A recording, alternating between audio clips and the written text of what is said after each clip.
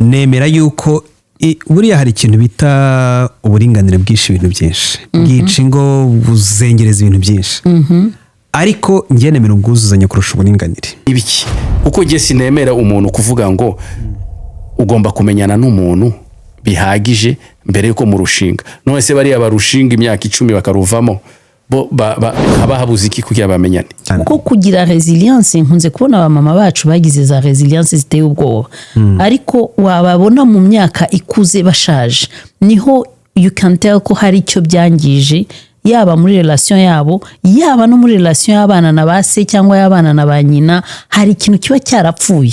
Ariko kubera ko twebwe tubifatira muri angle imwe gusa ya culture y'umuco tugendera kuri imwe ariko nanone yaba iri favorable kuri ya control kuri ya systeme yacu ya control tukayi protecting. Turi kumwe na Emalito wadusuye no munsi turi kumwe na Emalito neza gisa ni amahoro cyane. Impamvu nguhereyeho nuko umumama turi kumwe hari abamaze kumubona.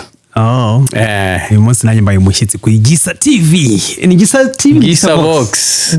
Gisa Vox rero Gisa Vox tuganira iby'urukundo gusa. Uzi impamvu Emalito twasanze yuko hari abantu baje mu rukundo, hari abantu baje mu rushako, hari abantu baje mu none bagera ugasanga birabakubise barirutse. None hano dutanga utubanga. Izere ko mutariruka. Ku buryo bwajyano ndi kumwe na mama wacu, mama yakuranye nanjye agenda mbwira ibi nibi kora ibi kandi byaramfashije. Muri make ne wakubaki. Yarambusteze. Ndi kumwe na mama karibu twabikoze twarafatanyije. Yes. Uko ababyeyi bose basanzwe babikora. Karibu. Turakwakiriye kuri Gisa Vox. Murakoze. Nanone so ubwa mbere ntago uri umushitsi cyane. Nishimiye kubana na Emalito. Murakoze cyane nanjye ngo ndashaka kugira ngo uyu munsi uze kunshaka kumayange menye uko bimeze kuko ikigaragara nuko sigaye uri inararibonye mu bijyanye no gufasha abantu kubaka. Mbese ni oya buriya uretse ko naje kwisobanukirwa maze kurugeramo rwarankubise umwaka wa mbere no wa kabiri none ndavuga nago narekera oreka ngire ibintu mwahuye nabyo gute ngiye ibyanjye ko byari uburyohe nubiga bikiri uburyohe aretse kwano tuvugisha ukuri tukavuga byose ngiye nago mbeshya ariko biracyameze neza ego ko neza nukuvuga iki nukuvuga ngo ibizazane yahuye nabyo ntabyo nigeze mpura nabyo mbese mwe wanyu ni muri paradizo. Paradizo ni irindi jambo. Yo mwisi. Ni irindi jambo. Ariko nizikomanya amahembe ariko zidahungabana. Murakoze cyane reka twinjire mu kiganiro cyacu noneho mutatwicisha. Ndashaka akabazo aho hari. Okay, mureke turugwinjiremo noneho. Ikiganiro tukinjiremo neza tukijimo neza. Emalito, impamvu nagutumiye uze tuganire nkuko dusanzwe tuganira nje nawe. Cyane. Navuze ati ndi kumwe n'umumama tukunda kuganira bitari mu biganiro gutyo tukunda kuganira ku ruhande akangira inama zibarizo koko usanga arizo ariko nashaka kuvuga nk'ikintu nanjye numva ugasanga arasa nkaho unchallenging aho gato nkavuga wenda ndigiye nyine bashobora kuntsindura urugamba reka nze nawe ubibona uti nimuba babiri uzanye ku rugamba nimuba babiri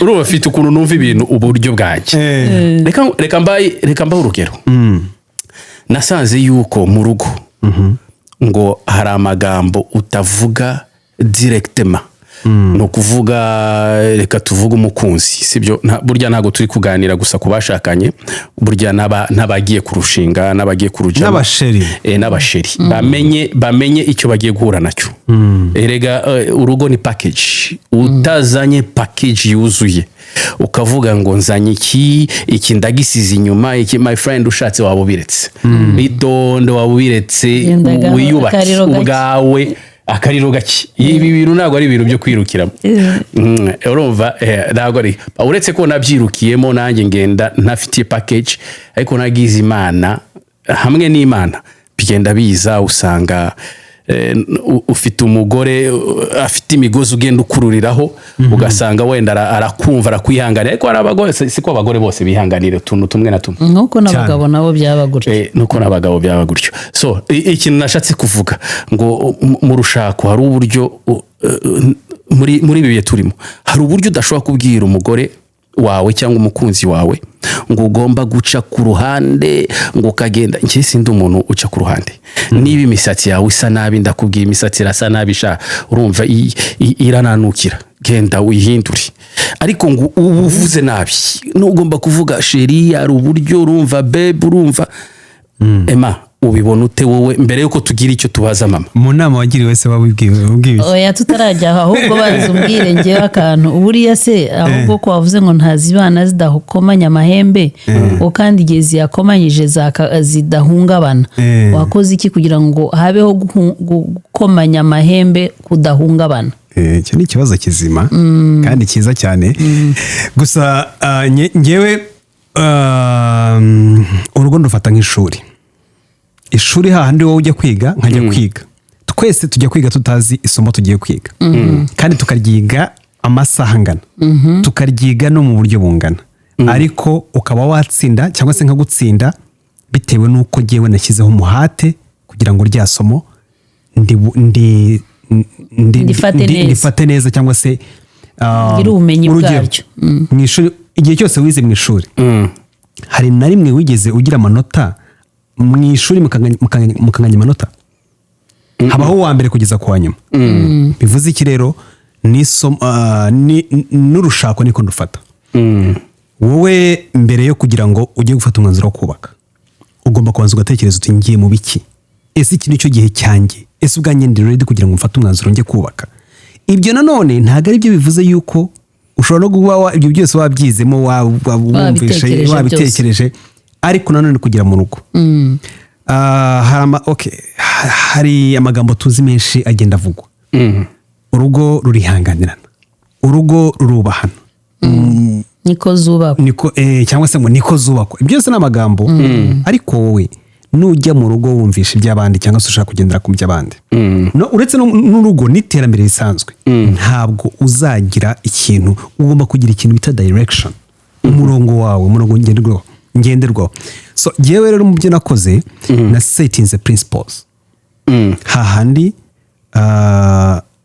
umudamu twicara nkamubwira yuko muri cyumweru hari umunsi wo kuganira impamvu bifasha nta kindi ni ukugira ngo twa tuntu dushobora kuzamo hagati twa tuntu tujya kuryama murebana mutavugana mukabyuka buri wese agashaka agatera umugongo kandi ikintu gisekeje murabana muzahorana ariko ugasanga aho kugira ngo mufate umwanzuro kugira ngo mubikemure hakiri kare uwabangamiye undi ase nkaho amucira bugufi amusaba imbabazi utwo tuntu rero buriya abantu batazi urugo ikintu cya mbere kisenya urugo ni twa tuntu ubika ukabika iyo ubitse amafaranga kuri konti uko agenda aba menshi siko agira umusaruro ni ukuvuga ngo ufite 3,000 ntabwo wagura imodoka unayiguza wagura ipfuye cyangwa mbi ariko ufite 20 cyangwa 30 wagura imodoka nzima nziza rero n'urugo niko rumeze twa tuntu ugenda ubika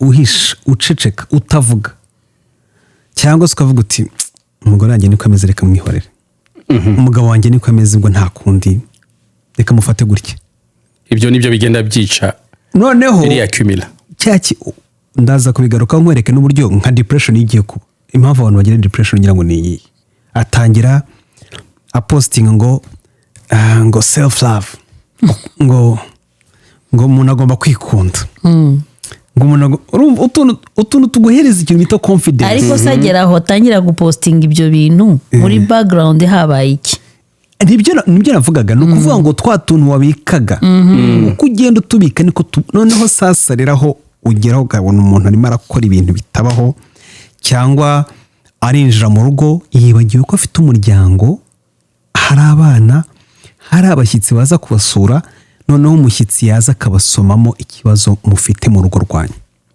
sinzi niba wenda uyu mubyeyi warabyumva icyo ndimo kuvuga cyane cyangwa nta hantu urajya gusura nk'abantu ukava uvuze ati abantu nkurikije ibyo mbonye hano hari ibintu bitagenda kubera iki bakwiretse abo bari bo ariko mbere yo kugira ngo niba mwanagiranye n'ikibazo uzi ko mushobora niba ari n'abantu bagomba kuza kubasura cyangwa se ari n'umuryango we w'umukobwa cyangwa umuryango we w'umuhungu wagomba kuza kubahemba mushobora gufata umwanzuro wo guposponinga cyangwa se wo kubisubika mukavuga muti madamu yagize ikibazo cyangwa se umwana ararwaye reka tubishyire undi munsi nibyo kubera iki igihe mwebwe mwicaye mukavuga ati hani amazina yose mwitana abakunzi bagira amazina bitana ariko mukavuga muti noneho bigeze I think we are good high five chilling utuntu turaho dusekeje turyoshye take it easy take it easy mukavuga muti okay that's enough ikiruta ikindi ni urukundo. Okay, Marito, nago singuciye mu ijambo turi bubisubireho, turi bugende kuri mama burya urukundo atwereka urumva avuye kure, avuye Kigali. Marito yatanze akantu ko kumvikana. Turagasubiraho. Nakabonye ako kantu karumvikana. Turagasubiraho. None ngiye kukubaza akabazo. Hari umuntu waje ejo bundi. Niyo mpamvu natangiye ndi kuvuga hano. Hari ibibazo byabaye arambwira ngo ngire inama. Ubu koko navuze nabi ko nabwiye hari akabazo kabaye n'umugore ndamubwira ngo sha ndabona uri weak ariko reka nzabikemura none ubutaha ibyo ngibyo wabayemo weak nzabikemura ariko kikaba ikibazo kinini umugore ntago yabyakiriye neza none ukoresha yahe magambo urumva iyo habaye ikibazo we n'umugore wawe sibyo we n'umuntu mukundana nayahe magambo nubuhe buryo ukoresha kugira ngo atiyumva ko mubwiye nabi ese ibintu kuvuga ibintu byawe ugenda direct ku ijambo cyangwa nawe uri muri ba bantu bagenda ibintu niba bicemo bakaca ku ruhande kugira ngo ibintu bisoundinge neza? Ngewe rero icyambere cyo ntago shaka kugira ngo umuntu ni bya bine nangaga byo mu rukundo ukagendera ku bya Emalito kandi Emalito umugore we afite uko ameze umugore wa Gisa afite uko ameze wowe nujya kwapurika ibintu bya Emalito ku mugore wawe bishobora gukunda cyangwa se bishobora no kudakunda. Okay, mama urabibona gute? Reka no haba Emalito hari na Gisa hari n'undi na X na Y ariko hakaba n'ibintu abantu bahuriramo rusange ikintu cya communication abantu bose bakwiye kucyumva kimwe principe igomba kuba selon ngewe point de vue yanjye communication ahantu igomba kuba hagomba kubamo ikintu cyitwa respect. I agree with you. Your respect ntabwo iba muri one side. Dufate nka kesi y'uwo muntu waje kureba Gisa. Sinzi icyo yakubajije ariko ndizera ko niba yaraje kukugisha inama nuko iryo jambo rivuga ngo weak yabwiye umudamu we ryazanye ikibazo. Ese umugore we yamushubije iki? Umugore yararakaye ariko nta replique nta jambo ribi yamusubije. Yaramubwiye wowe se nturi weak. Okay, so byabaye nk'amagambo byabaye nko guterana sasa amagambo. So urumva uwa mbere watangiye iyo discussion habuzemo respect yundi kuko you respect undi cyangwa se wubaha mugenzi wawe ijambo ryose ugiye gukoresha ugomba kubitekerezaho nubwo ryaba aricyo nubwo ryaba ari ukuri kuzuye ariko ugomba kuvuga utese ukuri ni nkuvuga gutya kurazana izindi ingaruka zimeze. Mama singuciye mu ijambo kandi icyo singiye guciye mu ijambo tukiraho urongera wenda usubire hariya umugabo wawe ari umusinzi ugwa umugore wawe akakubwira Ese araza kwegera mikoro ngo tumwumve neza nago muri kunyumva umugore wawe akaza kukubwira ati cyangwa umuntu mukundana ati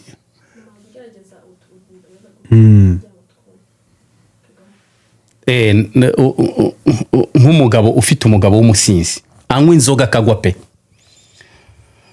urumva umuntu mukundana akakubwira uri umusinzi ibi bintu wabiretse uwo nk'uwo muntu avugisha ukuri kuko uri umusinzi koko none se ni respect iwashatse ko akoresha y'ubundi buri nk'uko ubwiye umuntu ukabona umuntu ari wiki koko sibyo ari wiki mu kintu runaka wenda ikintu runaka iki ngiki uri wiki muri iki kintu reka tureke uwo muntu rero noneho tugusubire muhinduranye plus muri situation ujye mu mwanya we nawe ajye mu wawe uwo muntu arakubwiye ni wowe musinzi ni wowe alcoholic uwo muntu araje arakubwiye ati my dear husband uri umusinzi how would you feel?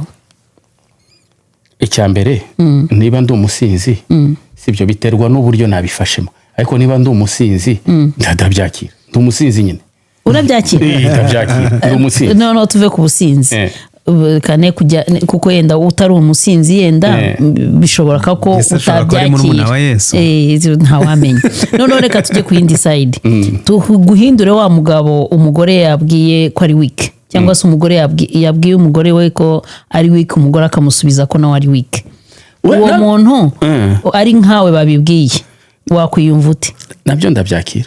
Umugore yakubwiye ngo uri weak wabyakira? Niba abona ko ndi we ahubwo ambeshyeye ntago nabyakira. Wabwirwa n'iki rero ko atakubwiye?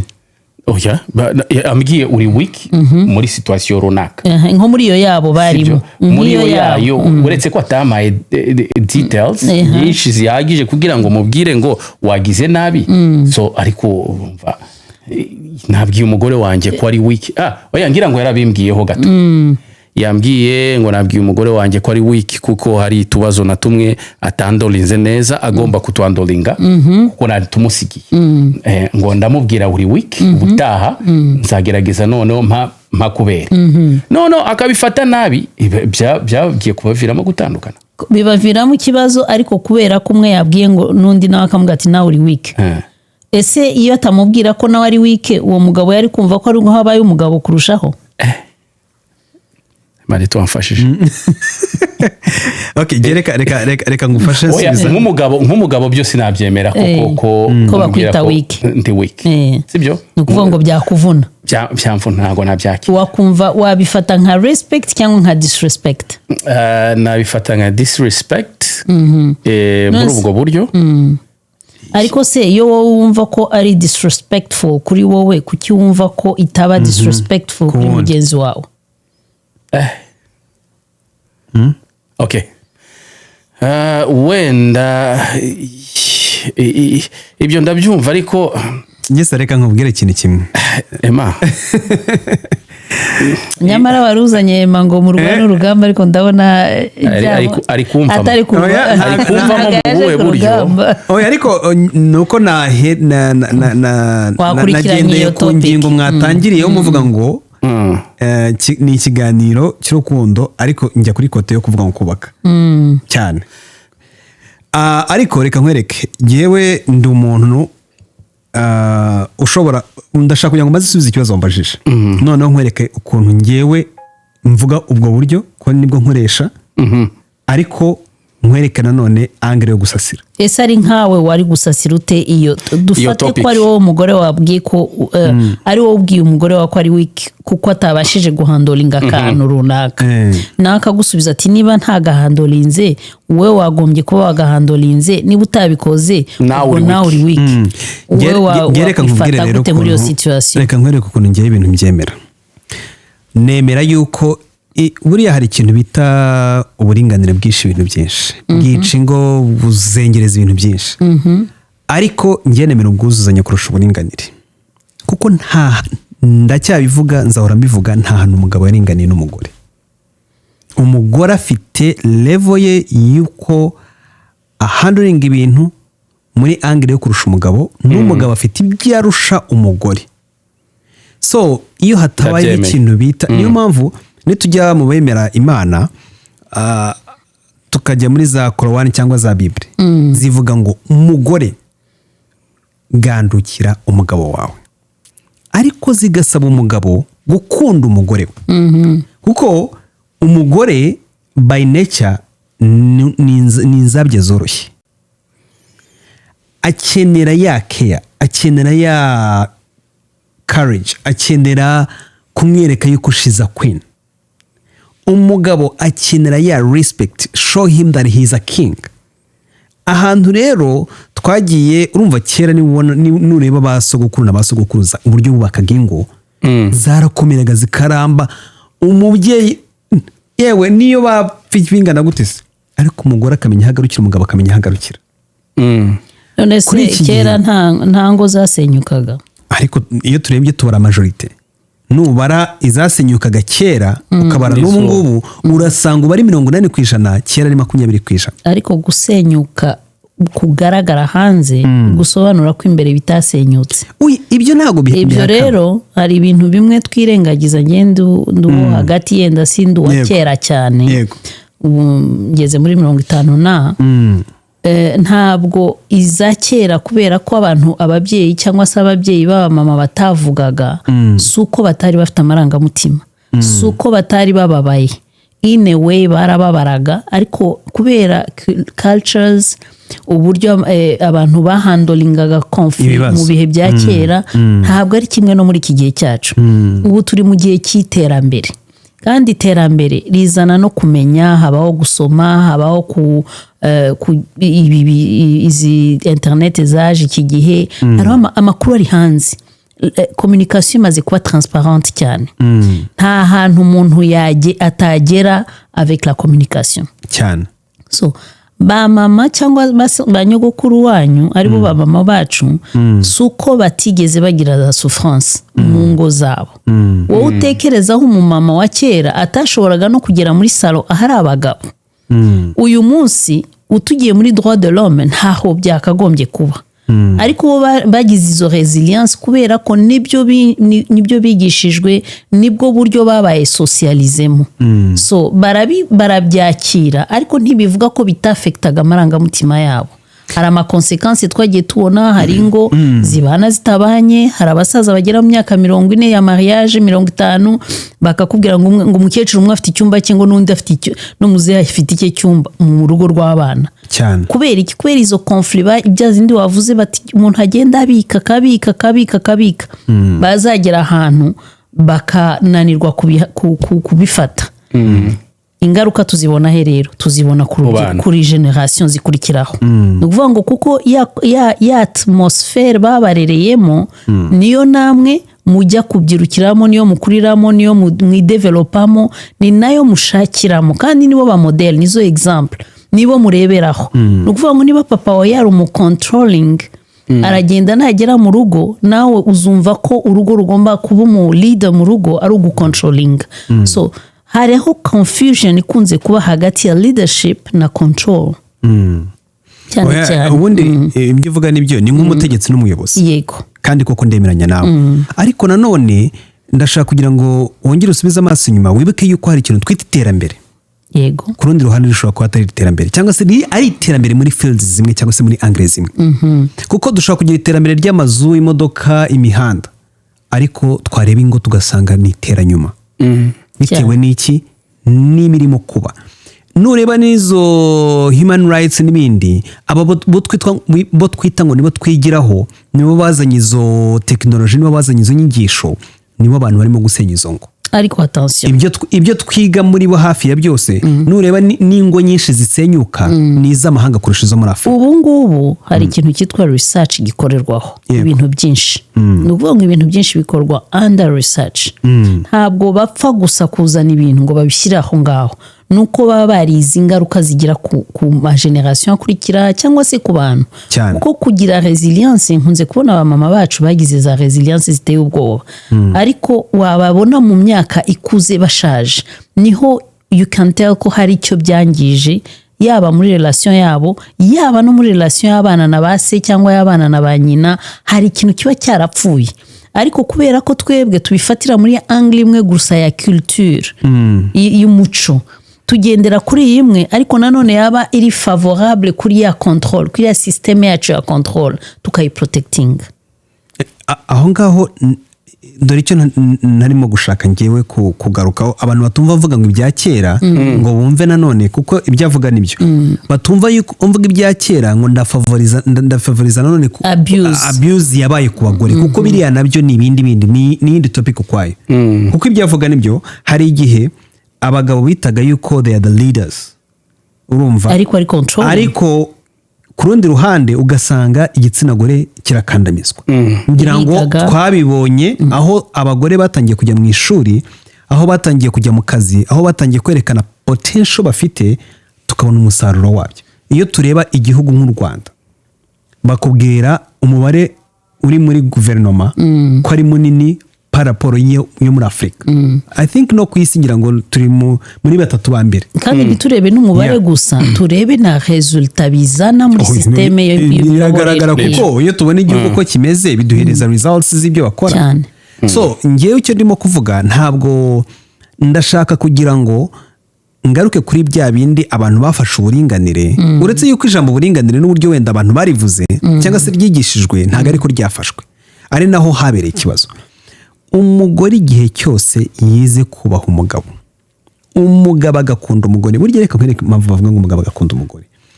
Umugore wakunze umugabo biragoye kugira ngo icyo umugore yaba ashaka cyose, yaba akeneye mu rugo. Uburyo umugore wubatse bitandukanye, abantu bajya bibeshya. Umugore wubatse atandukanye n'inshoreke. Inshoreke gushakaho ubutunzi ikinezeza. Umugore wubatse areberera urugo n'abana n'umugabo, areberera urugo muri rusange. Kuko we ikintu umugore w'umunyabwenge, ikintu azashaka ni ukwitaho nyine ngo se neza, cyangwa se abone umwana yambaye umwenda, abone umwana ajya kwiga, abone umwana agira gutya. Uwo mugore rero ntabwo azigera gushaka ibya mirenge, ahubwo nawe numenye yuko ugomba gukunda umugore wawe. Ubwo turagaruka kuri cya kintu yavugaga cy'impaka zigenda ziba no kuzikemura bikagorana. 1, mu inshuti magara, muramenyana, murigana, muraganira. Ngiye ngira umunsi mbwira umugore wanjye tugira nyine wa munsi wo tuganiraho. Yego. Akenshi buri kwa kabiri nimugoroba ni umunsi wacu. Hahandi umwana tumujyana kwa nyirakuru, tukicara ngewe ni kuwa gatatu, kuwa kane no kuwa gatanu. Ufite myinshi. Nta mahire. Nubwo ndeba hari ubihakanye inyuma ya kamera. Urumva? Ariko wa mwanya sina ngombwa ngo mujye kuba protocol by the way. Ushobora kuba hari ikintu cyabyitambitsemo ariko ukavuga uti no. Kubyari nk'uko uzi yuko watendinga amashift kwa kuzi kuri buhembwe. Ukamenya n'uwo mwanya kuhereza urugo. Burya abagabo turikunda sometimes. Aho dushaka buri gihe yuko umwanya wose tubonye twikorera ibyacu. Mu by'ukuri akenshi usanga binunguka, biranashoboka pe. Ukiri naho Ema, ingo nyinshi maze kumva, amakouple menshi maze kumva, abagore ba complaininga absence y'abagabo cyane. How would you explain that? Kuki abagore benshi bavuga ko abagabo babo bataba umwanya? Cyo ni icyambere. Ikindi bakavuga bati abagabo bacu they are not ntabwo baduha affection, ntibaduha care, ntibatuganiriza neza, ntibatubwira amagambo meza. Abagore benshi bagera mu rugo bakaduta n'urukundo rw'abagabo babo. So ni iki mutekereza mwebwe ko muri abagabo, ni iki mutekereza kizana izo ngaruka? Ni ingaruka ziki? Reka ngisubize mu buryo ngewe mbona. Wenda icyo cya affection ni kindi. Uzi ko ari mama, uzi ko ari umuntu adatanga affection, bikitwa ko atazi gutanga affection, ari uko wenda adasobanukiwe n'iyo affection. Ari utanga ibyo afite na utanga ibyo adafite. Ibyo birumvikana. Icyo ni icyambere. Kandi biterwa na situation y'urugo. Burya umugabo udatanga utagira umugore umwanya,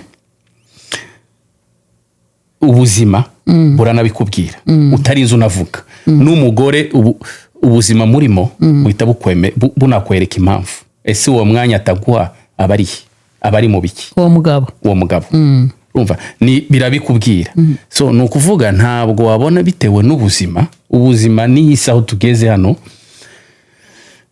ibi bintu birabaho kandi birumvikana. Ndavuga mu mahanga hano cyane. Priorite ni ikintu urugo cyangwa n'ubuzima?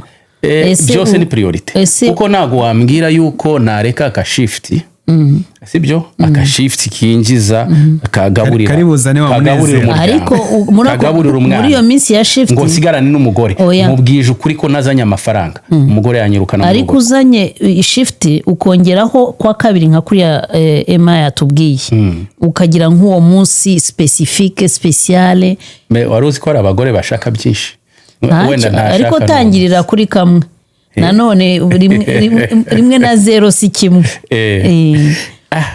mutangira kuri gato ndabeshya Emma ntabwo beshya kandi wenda gise reka nkubwire niyo ngewe nemera yuko urugo ruri logic ni hahandi ushobora kubona umugore atishimye cyangwa se ukabona umugabo atishimye ubwo turavuga impande zombi kuko abadukurikiye bahura n'ibibazo mu buryo bwabo butandukanye ariko kavuga uti ko nari ngiye gukina basket ndi hamwe urugero nkanjye wenda siporo nkora ugaceceka ntumusubije nta kintu ukoze ukamukarangira nk'akantu k'akareti kibura abagore benshi nzi yuko bakunda ibiryo by'abagabo babatetse noneho ukamutekera nk'ako kantu kavuga uti be numva gashaka kujya muri gym ariko how do you think dufashe ka breakfast kandi ubwo ari hejuru ntiyarabizi yarazi ko anambaye inkweto wanagiye yajya kubona akabona uramubwira uti ngwino tubanze dufate breakfast mbone kujya muri gym hari icyo uvuze niba ari n'ikibazo mwagiranye cyangwa ari utuntu wenda wambwiye ukaba ukeka ko ashobora kuba yarakaye byagenze gute nta kintu umubwiye nta nubwo umusabye imbabazi ariko gusaba imbabazi biri mu buryo bwinshi iyo ubikoze kwa kundi warangiza niba gym wari bukora isaha imwe n'igice ukayikora iminota 30 ya saha wayitetsemo iyindi 20 mugira gute mufata ka breakfast urangije muti sibe niba ari akabiza umusezerana cyangwa uko musuzanya kwanyu nimwe mubizi bakagenda iyo ugarutse 90% y'abagore abonzi wenda nuko mbabonye nabo n'inshuti zanjye abo zifite abo tuziranye araza ese be ya gahunda ugatangira none ugasanga yagiye mu yindi mudu ya indi isanzwe yo mukunda nayo muziranyeho yiki ahubwo be ako uzi ko cyagiye wagomba gukora ibi bintu ari byo kwibutsa ari byo kubwira ugasanga yabaye wa muntu washakaga kwabawe aho nagaparti kamwe nagaparti kamwe kandi kari very interesting ni keza ko kwiyegereza umuntu ukabanza ugatunganya amarangamutima ye mbere yuko nawe ukora ibintu bigufitiye umumaro so mugasharinga moment ariko hari iyindi parti yenda ibaho kenshi nanone ugasanga mu byerekeranye n'amaproje y'ubuzima les projets de vie mukora nk'urugo umwanya wo kuyaganiraho ukabura kuko umugabo yenda reka mvuge ku kaya abagabo n'abagore bo muri culture ziwacu ugasanga umugabo afite igitekerezo cye afite ukuntu yagipanze afite ukuntu acyumva kandi ntashaka umugore ari mu contredise akavuga nk'uwibwira akanisubiza agatera akanikiriza so bigasaba rero umugore agahora ashaka kugira ngo mujye kuri ya topic muyisubiremo nawe umwumve avi ugasanga wapi ntuhari kuko bya bindi wamaze kubikora akavuga ati nyamara ibyo bintu ugiye kujyamo uzabigongamo ukanga ntiwumve cyangwa ngo dore ko urabona nakana karabikoze nanjye narabikoze nakana ukamuha amarezo menshi ariko marezo wiruka ukayavuga wirukanka kuko warangije gufata umwanzuro bwacyo ukanakinjiramo akagera naho yenda yaba ari umugore naho utuje akanakwereka ko agushyigikira bikagenda wagera imbere ukagonga wagaruka akavuga ati narakubwiye utumvira se na nyina yumvira iki urabona ibi navuze na kwa kundi rega twavugaga n'ibya basket ngo wagiye gukina cyangwa se wagiye muri iyo gym ushobora kuza ari mugoroba kumwe simbi kwije none nagutishimye noneho ugiye gusaba imbabazi ariko reba ukuntu imbabazi ugiye kuzisaba kuri wowe utishimye ahita akubwiza ukuri kuko azi yuko mutagifitanye ikibazo se wandakaje se wagize gutya na gutya come on wisubira bifashe seriye ukabigira easy life kamwereka yuko kugira ngo we icyo ashaka attention ako kantu gasenya ingo. oya reka nkwereke impamvu uvuze ngo easy life. Ndashaka kugira ngo ukiriyaringa ikintu kereka umugore yuko ikintu wakoze utagikoze by intention, ariko hari igihe uminimiza. ibyo nabyo byateza ikindi kibazo. Ahubwo ndagira ngo twige ikintu hano, twige kuvalidating icyo feelings undi muntu. It's very important ku muntu uwo ari we wese. Iyo umuntu akubwiye icyamubabaje, mbere y'uko ugihindura ubusa, banza uvalidating feeling yakigizeho, umubwira uti ndumva koko byakubabaje, ariko nagarura kugira ngo ngusobanure neza icyabaye, dore icyabaye ni iki. That's how niho resolve a conflict mu buryo buri clear, mu buryo butaminimiza feelings undi. Ikintu cyica abagore cyane, niba mutabizi, ni umuntu ufata amarangamutima y'umugore kuko bazi kuya expressing. Abagabo kubera ko bata expressing amarangamutima cyane, bazi no kuyasuzugura bakayahindura ubusa. Hari igihe abagore bakubwira ati umugabo uramubwira amamandone, ugasanga urasa n'uvuga wenyine, ugasanga ibyo uvuga ntateze no kuzakumva n'umunsi wa rimwe, kuko hahandi ahagaze aho wamusize wa munsi niho umusanga, kandi ati njye aho mbigeze narushye, nta nubwo noneho agasigara acecetse gusa atakivuga. Ibyo uvuze byose akakubwira ati okay noneho nawe ukagira ngo muri kumwe, kandi tayari umuntu closinze igitabo cye cyane. So validating the feelings ni ikintu cy'ingenzi cyane muri couple. Sinzi yako nakaciyemo kubera experience y'imyaka. Ibyo uvuga ariko nibyo, ni ukuvuga ngo icyo avuga ushobora kumwereka yuko you are not, there was no intention for that. Ariko ku rundi ruhande ukamwereka yuko nanone niba urimo kumubwira ngo ntibyakagombye kubabaza, mwereke n'impamvu bitakagombye kumubabaza. Yego, umusobanuro mwereke yuko ni ukuri birane bikoze gutya na gutya nagize gutya. Erega ni ibintu biho uzahura ahubwo ibyo bintu ndabona biba mu buzima busanzwe no muri customer service, hanze mu kazi, no mu nshuti. Umukiriya ashobora kuza akakubwira ntago nakunze ibyo mwakoze bimeze bike, ntago wamusubiza nabi, uramubwira okay ndakumva, urumva reka ari ubundi buryo dushobora kubigukemuriramo. Ngira ngo nibyo applying ngo warafashe training, iyo training kandi iyo training ujye wibuka ko iherekejwe na sheke. So mu rugo rwawe nta sheke ugifite, nta sheke ukorera, ahubwo kuko mu rugo tubifata puraki, tubifata for granted, umugenzi wawe umufata nk'aho umufite cyangwa nawe agufite.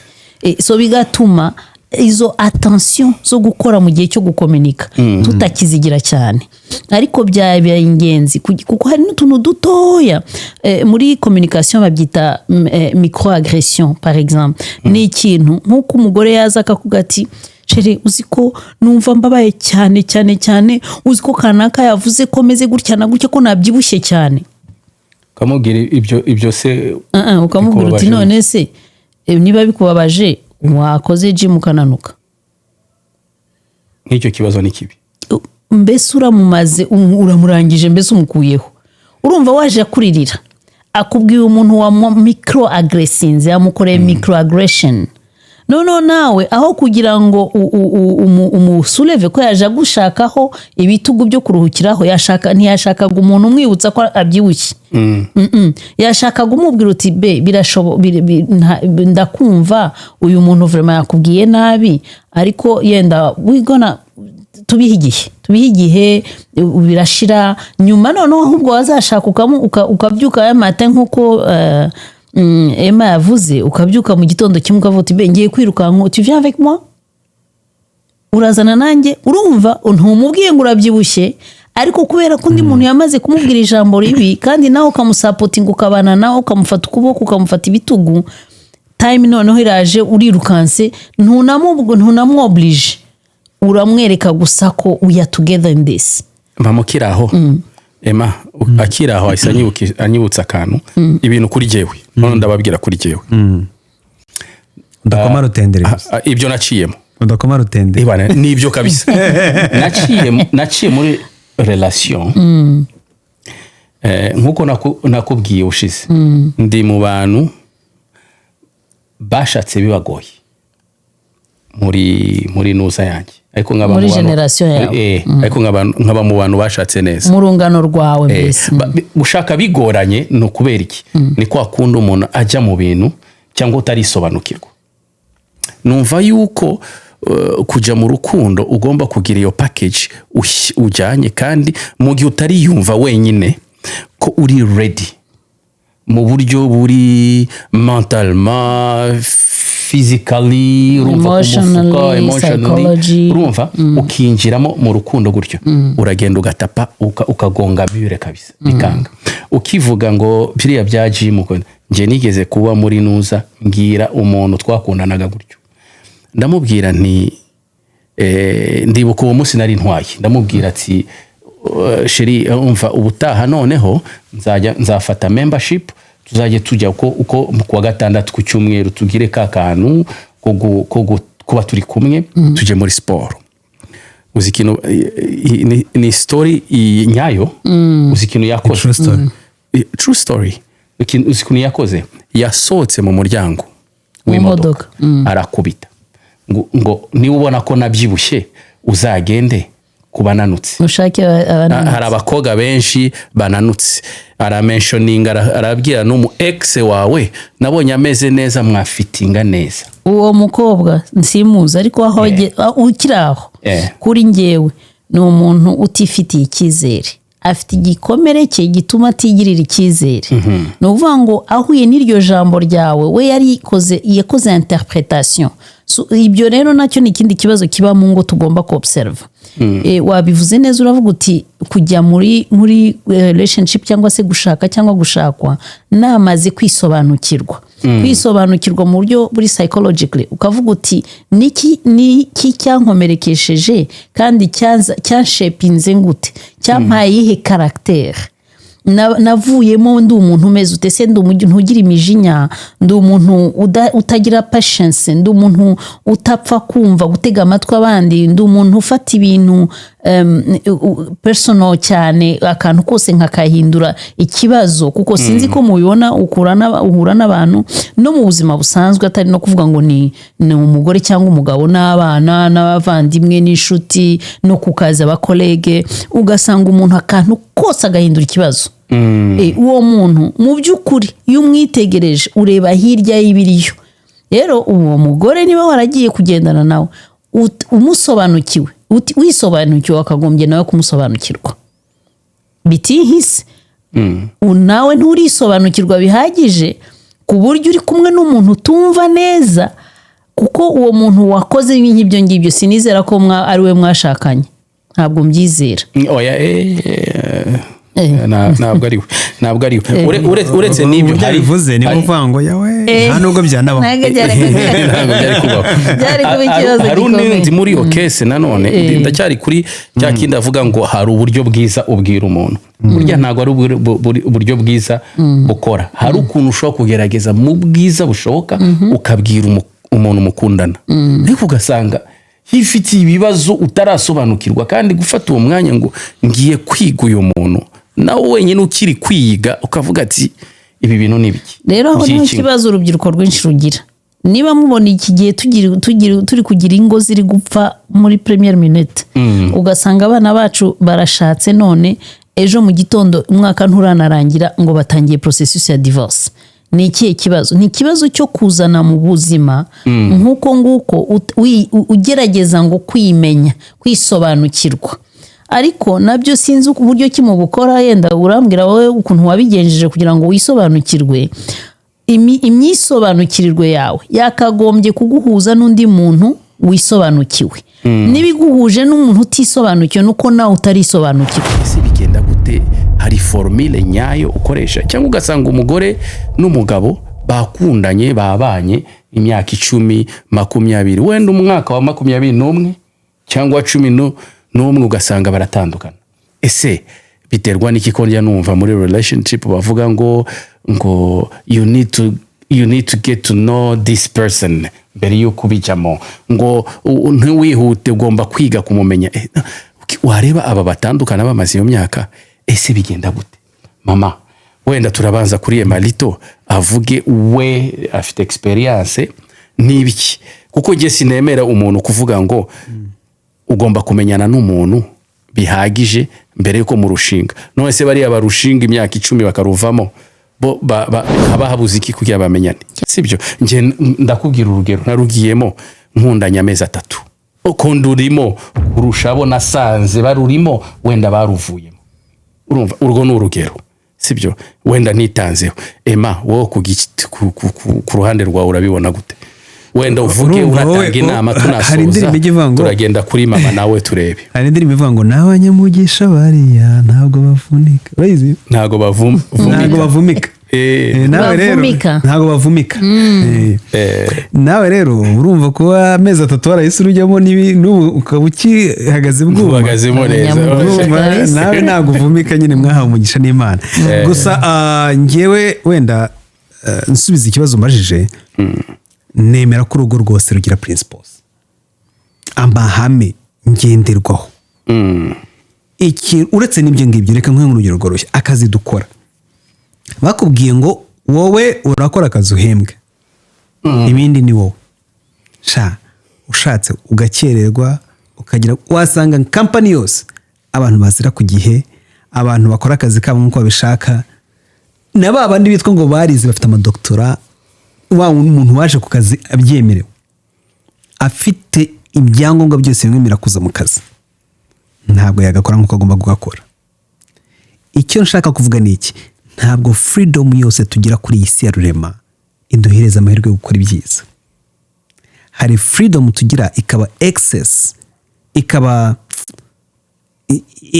ikatwangiriza iterambere n'ubuzima niyo mpamvu ubona nk'abajene najyaga mbyumva kera ngo biragoye kubona umwana w'umupasiteri muzima ngo nibo banywa ibiyobyabwenge ngo nibo bajya gute ngo nibo urumva ibintu nk'ibyo ariko ndavuga nyine uburyo imvugo yakoreshwaga ariko hari n'abazima bahari ndi kwa kundi ngira ngo bavuga mu kinyarwanda ngo umukobwa bumwe agatukisha bose cyangwa uko wumva ngo abana b'abakire urumva ariko bajya ku mwana waciye mu buzima bukakaye akavuga ngo uyu nguyu we nta mikino agira nuko ubuzima buba bwaramwigishije so icyo rero ndimo kuvuga urugo rwakagize principles hahandi wicara n'umugabo hahandi wicara n'umugore mukaganira kandi mukaganira mutagiye gusa nkaho mugiye koroga no guhangana no gushaka ibinaniza urugo oya ibintu byoroshye cyane mukaganira mbe kandi nawe ukamakinga sure ko cyagiye wasitinze cya kiganiro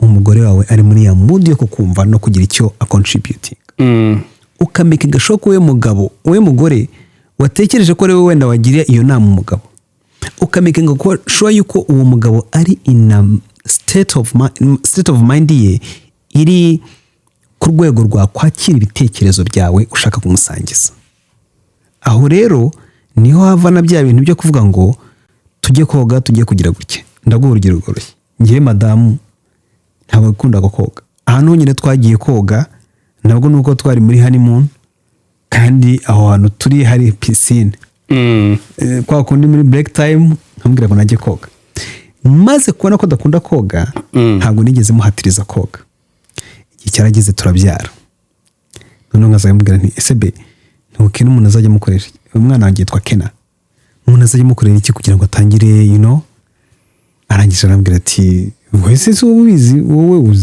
ko ari umukobwa se ubu urashaka kumujyana muri basket nambwira oya umuntu yashaka nk'utuntu nzatekereza utuntu twose nyine mukorera nicyo kora ko ari umwana nk'ubu ntabwo se hari ahantu hano bigisha abana koga wenda ku buryo yatangira ibintu byo koga ni iki ngo mbe ngo harahari ngo nabwira ni okay woze kubireba nuhabona umbwire kandi in my thinking nzi icyo ndimo kugambira arangije naje yampaye link nk'umunani atanga ati kandi ahangaha rwose hari n'amandi ati okay nubwo njyewe mpanga umunsi nzi yuko nzakora ndambwira ntituzagenda arabitegura n'iki ariko mpanga muri umuntu we kugira ngo nintaboneka mwereka ko naboneka wahita mwemera mubwira ati tugende birangira bajyanye anyereka udufoto anyereka ukuntu umwana yoza anyereka iki nabwira so this is good ya rero niba ubona ari sawa nta kibazo wowe mu confirming twe tujya tumujyana ariko kuko ngenzi koga ariko numvaga yuko ugenda kwereka ibyo wari uvuze umugore igihe ushaka umugore ariko uri umugore uri either ari umu introvert umuntu udakunda gusabana cyane cyangwa se ari umuntu uri extraverti cyane ufite uburyo ubuzima yibereyemo icyo gihe rero wowe mukundishe ibyawe unamwereka impamvu yabyo abikunde noneho natangira kubiviva nibwo uzamenya ese bino bintu yabijyamo cyangwa ntiyabijyamo kuko abigeramo akakwereka ko atari ibye niba uri wa musore ukunda kwisohokera n'umugore wawe mukigira mukasohoka nyine cyangwa se mukavoyaja ibintu nk'ibyo njye nkunda kuvoyaja ariko ndabizi ko madamu atabikunda madamu ikintu akunda ni ukuba twavuga ngo tugiye ahantu ngewe nawe hiturije twirebere nka muvi cyangwa ibintu nk'ibyo ibyo ni byakunda naba nzi yuko ari umuntu kuko ntabwo ari umu outgoing nka Imarito ubwo icyo gihe rero nanjye ntangira kumwereka ibyo bintu ko byamubera byiza so ngana ku musozo rero ku icyo kintu wanyibwiye twige kumenya yuko wowe ibyo utekereza utagomba kumva yuko n'umufasha wawe cyangwa se n'umutware wawe ariko bitekereza give time give nima ntabwo nahita training ntuza mwereke processing cya kintu kivive hanyuma ikirenze kuri ibyo ngibyo mwereke ko cya kintu cye akunda uzi ko akunda ngiye nkanjye ntakoyeshye muvi rwose niyo naba naryamye umunsi wose nkicara ndimo kureba filime iminota 10 mba nasinziriye ntabwo uyikunda muvi ndayikunda ariko nyikunda ntabwo ari ibintu byanjye nshobora kureba muvi bitewe n'inyigisho ifite cyangwa n'ikintu yanyeretse cyangwa n'iki iyo muvi noneho nkavuga nkahita njya muri cadre yo kureba muvi ugasanga hari nka period natangiye kureba muvi kabisa bana nima ngera kuyihe sintumbaza uko bigenda turi kumwe nge nawe na Karori abagabo benshi urumva ako kantu kagunda kukuza ariko uzi ikintu nkora iyo noneho ningewe umubwira ni muvi niyo turi burebe cyagitwa ya free time yacu mbese niwe uzana idea ya movie turi burebe ni uburyo nunayivamo bitabiri ubu hari movie turimo kureba ifite isaha imwe n'igice tuyirebye hafi ibyumweru 2 mutarayirangiza kandi agutegereje buri ko tuyishyiramo urasinzira ubwo mba nagize gutya cyangwa bangiye kuri telefone ibi noneho kwa kundi turimo kugira agashiramo agapose tuyirebe cyangwa none reka nkwereke iyi movie ejo turayirangiza ejo ni munayiko ejo ko rwose bizava kuri aya masaha nzaba no kuvuga ngo natwe twemere ko dufite weakness naba nawe sha jewe nanze nsanga umugore yarangize movie 6 puf ugende uryame yazirangiza oya nawe arazireba nawe ni nanjye niko bigenda nawe arazireba none akamwe ngo narayirangije ngo nta tujye kuyidirone iyo rwose nayo ntuirangije tuje kuyindi kuko ukuvuga ngo bakayirangiza bivuga ngo making sure ahubwo nuko bayitindaho making sure yuko tugize so icyo ndimo kuvuga reka twese twumve yuko turi mu rugo dushyira umupira hasi nibyo dukundane twubahane tube inshuti magara twuzuzanye dusenyera umugozi umwe niryo terambere ry'urugo aho ni sawa ndabyumva kandi ibyo nibyo rwose mama none tujya ku musozo nawe byose mwabivuze utubwire kiriya kintu cyo kuvuga ngo ugomba kumenyerana n'umuntu sinzi niba bifata igihe njya numva abakobwa nibo bakunda kuzana ako kantu ngo mugomba kumenyana cyane sibyo wagiye mu rugo ukundana n'umuntu mutaziranye mutamenyanye kandi mu by'ukuri jewe nzi abantu bakoze fiançailles imyaka 5 bamara gushakana cyagiye bamaze gusinya urupapuro umwaka wa 2 ibintu bigapfa biraryoshye kubumva muganira mu ngo za new generation kuko ziba zirimo experience nyinshi z'iki gihe ariko ejo bundi mperutse kumva akavideo k'umuntu umwe avuga ukuntu igiti avuga ati igiti kikura mu buryo bubiri, gikura kizamuka kikanakura kimanuka.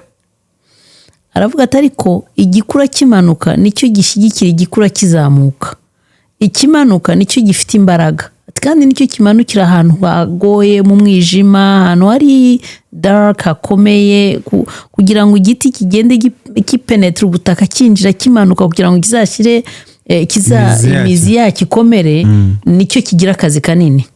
Ariko none iyo cyamaze kufatisha hasi, hejuru ikindi ntikigorana, kirazamuka.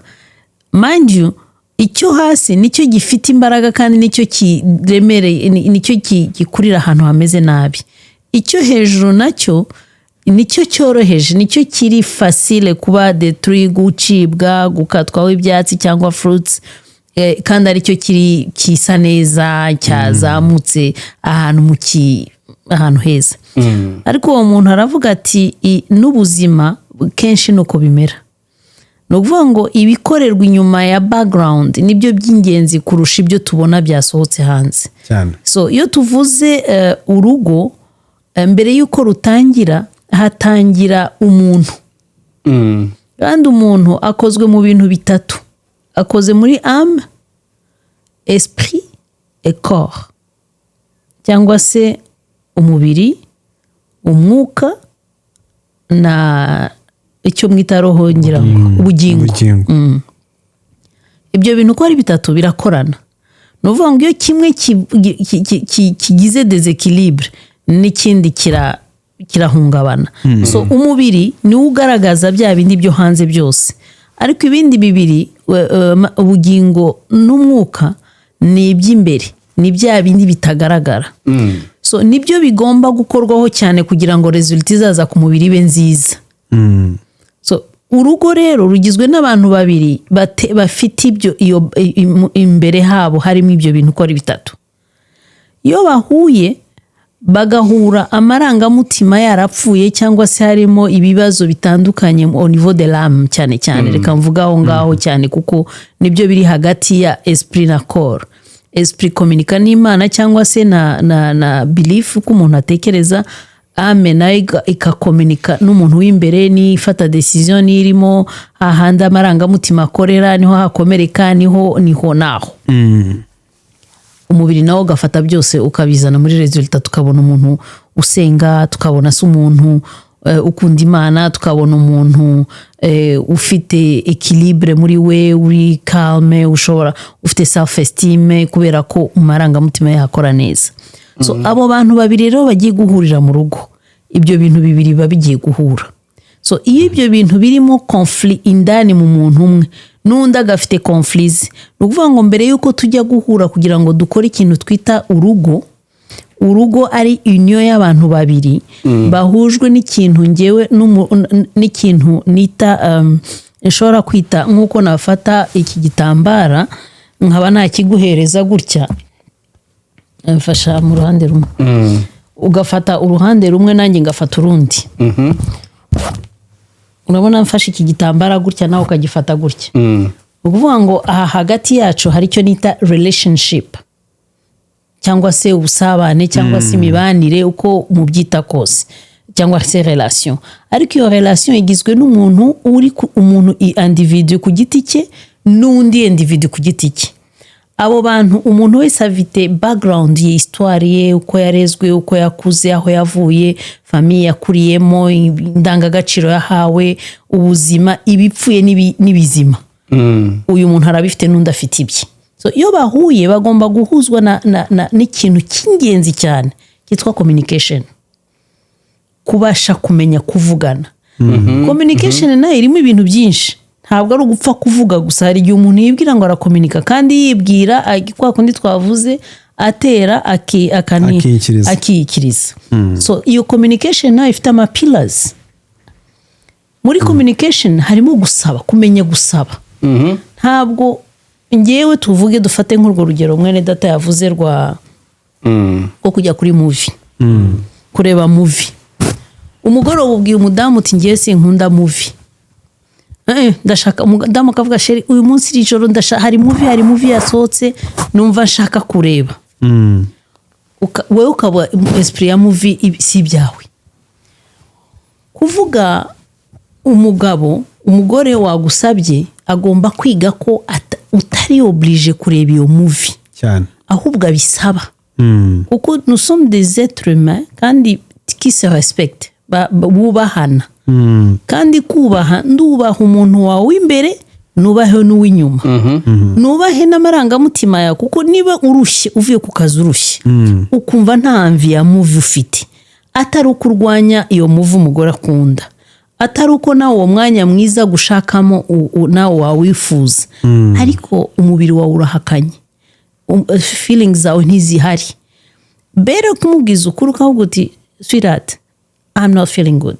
ndarushye narakoze cyane iyi semaine cyangwa se nagize umunsi mubi ndumva ngiye nshaka kuryama hari uburyo bubiri sasa s'appelle gusaba iyo ni pila ya mbere iya kabiri ni ukuba undi yavuga ati ndemeye cyangwa ndahakanye ukavuga uti okay cyangwa se ukavuga uti okay on va voir le film turayireba iyo movie cyangwa se akakubwira ati umuntu akagusubiza akavuga urarushye okay then go sleep icya gatatu go sleep nanjye ndayireba njye nyine nta kibazo undi munsi uzaba uri bien tuzareba iyindi hamwe and the things become easy ibintu biba byoroheje ubwo icya gatatu ni uko yakubwira ati non je me sens pas bien c'est tout mugomba kumenya rero ko muri vie ya couple cyangwa se ya relationship iyo ariyo yose no it's also an answer ni kuvuga ngo hoya nabyo ni igisubizo ariko igisubizo iyo uyivuze ifite impamvu ukayiherekezesha impamvu yumvikana not only pas nécessairement ko uwo nguwo igomba kuba imusatisfeza we ariko nawe nyiri kwiyumva mu mubiri wawe ubasha kuvuga uti ndumva ndushye vraiment ndumva nta kindi kintu nakora nyuma y'akazi umuntu ugukunda unakubaha yakagombye kumva ko it's okay ntabwo isi irangira kuko tutarebye uwo muvu uwo munsi ariko encore biterwa n'uburyo ki tubikomunikanamo urumva nturahize mikoro tuvugiraho hari ukuntu ushobora kumva zijemo utuntu tw'amaparasite ukumva amajwi ntasohotse kenshi iyo communication itameze neza aho hagati aho haba hari izo hari ikibazo gikomeye umwe akumva ibyo ashaka kumva undi akumva ibyo ashaka kumva ariko kenshi biba biri baze kuri ya corps âme et esprit ya mizi bya bindi byafiriye ku mizi tutakozeho ariyo mpamvu nakunze igitekerezo cya Gisa kivuga ngo nabanje kwikoraho mbanza kwicekinga ngewe mbanza gufixinga Gisa mbere yuko nza gufixinga umukagisa c'est très important yo kumenya kwitekerezaho kureba ibyo utakoze neza kureba aho byapfiriye muri wowe haba mu marangamutima haba mu mwuka uko haba hose muri wa muntu wawe ni ibiki byapfuye ni ibiki ukwiye gufixa mbere yuko ujya gufixa mugenzi wawe so iyo ibyo bintu bihari mu byumva kimwe ni ukuri urugo nta kabuza ya relationship murayubaka kandi mukayubakira ku ma principe meza ndetse n'indangagaciro nziza numva aricyo narangirizaho mbabwira ngo mukomere muracyari bato kandi imbere ni heza murakoze urakoze cyane byose urumva ko bigarutse kuri ya ndangagaciro tujya tuvuga byose ni indangagaciro mwakoze kuza Malito wakoze cyane kugufatisha ntabwo biba byoroshye ugufashe neza mwakoze gukurikira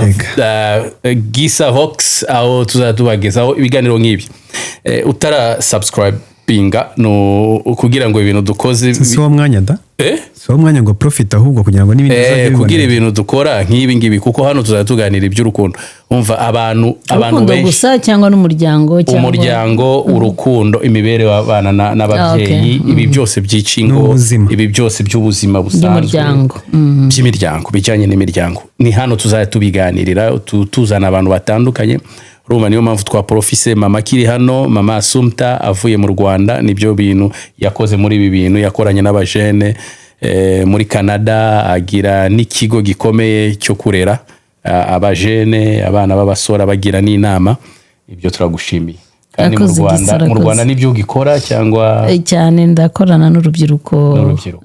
ndakorana n'urubyiruko mu Rwanda ariko n'ababyeyi kuko urubyiruko ntirwabaho rudafite abarubyaye. ni ukuri. Abantu nk'amwe mama burya hari abantu baba bafite ibintu bazi bakabigumanamo kandi ntabwo ari byiza. Ni inzozi Ko hari z'ibitabo. amashuri ari byo university zitatanga, amashuri adatanga hirya no hino, ariko nk'amwe mufite experience mugasharinga nk'abantu ku mateleviziyo nk'aya, abantu bakurikira, biba ari byiza. Mwakoze gukurikira kandi nibo bwa nyuma, mukore subscribe. Murakoze cyane. Damn.